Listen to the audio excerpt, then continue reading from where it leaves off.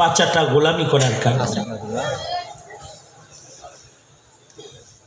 তারা আলেমদেরকে গ্রেফতার করেছে, আলেমদেরকে রিমান্ড করেছে, ভয়ঙ্কর রিমান্ড।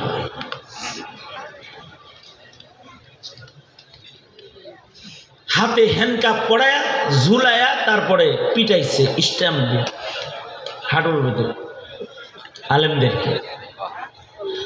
আমার মতে আমার এই অপারেশন রড ঢোকেন না, এদিক থেকে কাটা কিছু নাই, এটা পিছনে এমনি করে হ্যান্ডকাপ পড়াইছে পিছনে। তারপর হকি স্টিক একটা সামনে নিয়ে কয়, এই হুজুর এত গরম ওয়াজ করছিলেন কেন? আমি তো ঠান্ডাই করছি, আমি তো ঠান্ডা ঠান্ডা কথা করি।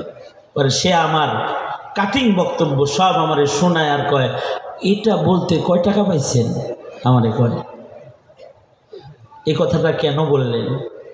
এরকমটি আমাকে না, শুধু এদেশের আলেমদেরকে তাদের বয়ান ছেড়ে দিয়ে তারপরে রিমান্ড করেছে। এগুলো কারা করেছে?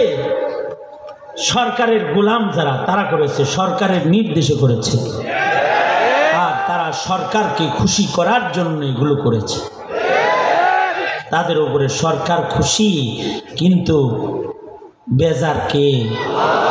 জোরে আওয়াজ করে বলেন, কে বেজার? আর সরকার মশাই এগুলো কেন নির্দেশ দিছে? মোদিরে খুশি করার জন্য। কারণ হলো মোদি আসতে পারবে না, আওয়াজ আলেমরা তুলেছে। কেন তুলল?